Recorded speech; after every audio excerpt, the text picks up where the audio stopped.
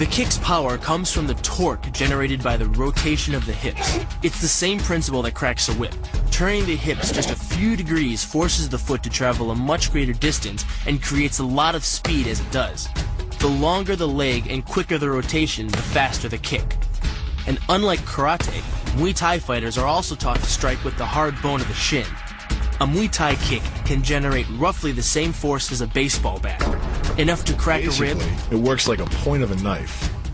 All the force is magnified by being concentrated in a small, hard area. Even if the elbow doesn't deliver a knockout, it will almost always leave a nasty cut, and often getting in close neutralizes the opponent's weapon advantage. Then, in the clinch, we bring the power of the knee to bear. Unlike the kick, which relies on rotation to create power, the knee gets its power from leverage. Pulling our opponent down as we drive the knee up can deliver up to 2.5 tons of force, enough to lift a car. It's not the arms, but the legs that drive this. Like a piston, the explosive power of the legs is capable of generating hundreds of pounds of force, all to a very vulnerable area, the soft underside of the opponent's jaw. Like the Hanuman move, the flying knee relies on the explosive power of the legs. But rather than spread the power of our blow over two fists, it concentrates it into the spear point of the knee and combines it with the force of gravity. It's the equivalent of hitting our opponent in the chest with a sledgehammer. Works on a concept called the couple. Basically, it's two levers linked at a single fulcrum, the elbow lock. And it doubles the foot-pounds of torque you can generate when compared to a single-arm lock.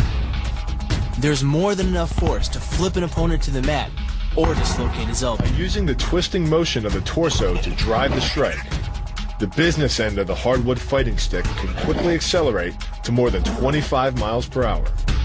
On contact with the skull, the energy is enough to cause a depressed fracture.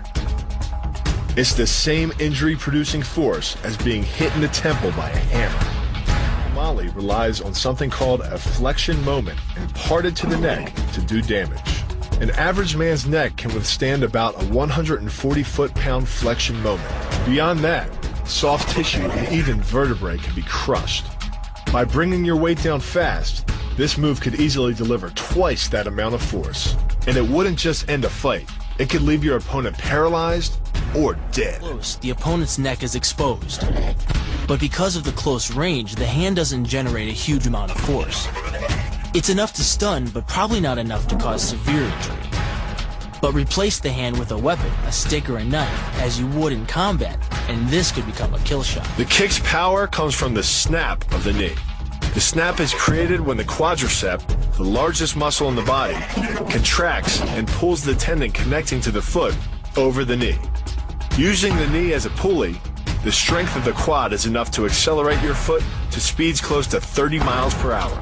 Because the area of impact is focused on a small part of the foot, it magnifies the force of the blow, making it capable of dropping 1,000 pounds of force on your head. It's like getting whacked in the head with a Louisville slugger. It works by taking the opponent's blow at an angle, which deflects the energy of the blow away from the vulnerable torso. The harder you block, the further his blow will be deflected, and the more open he'll be to a counter-strike. Rotating your fist 180 degrees right before it strikes the intended target. The twisting snap of the arm maximizes the speed of the punch and magnifies the force of the blow by concentrating the impact on the first two knuckles of your hand.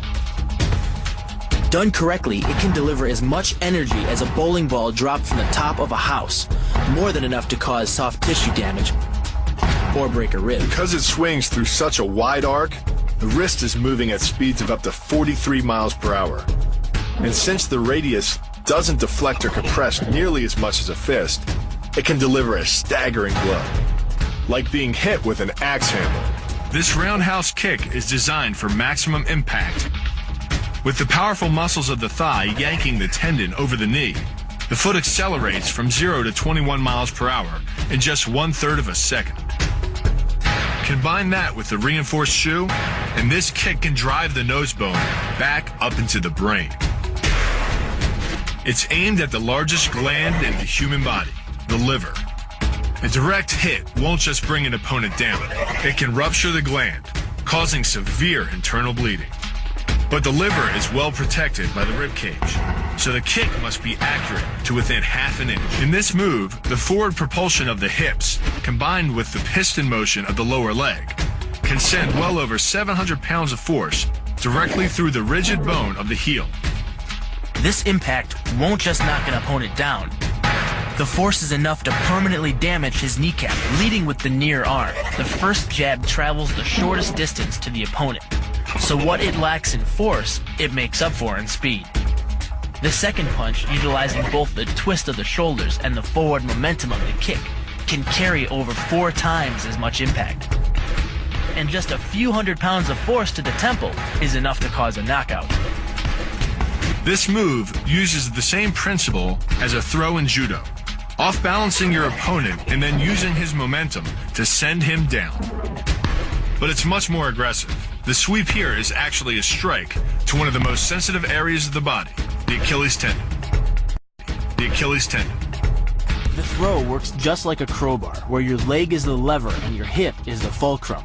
The trick is positioning your body in just the right place. If you're just an inch off the placement of your thigh and hip, the amount of energy needed to throw an opponent can more than double. But performed correctly, Uchimata requires almost no energy, yet it can deliver up to 5,000 pounds of force. If it weren't for the mat, a throw like Uchimata would be enough to cause serious injury or even paralysis. You use the strength of your legs to maintain your dominant position while you secure the choke. Just a few pounds of pressure on the collar of his gi is enough to reduce the blood flow to the brain to a trickle and end the match. Hold this move for 10 seconds and the fighter will black out.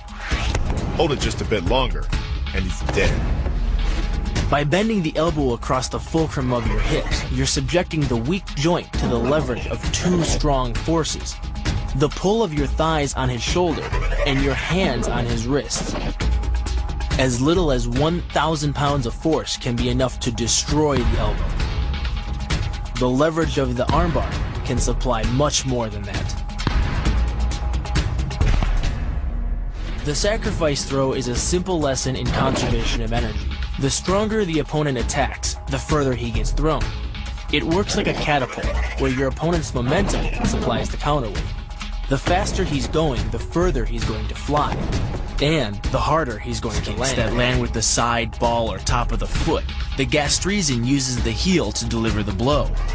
This alignment of the heel, ankle, lower leg complex channels some 2,000 pounds of force into the opponent. More than enough to break a baseball bat.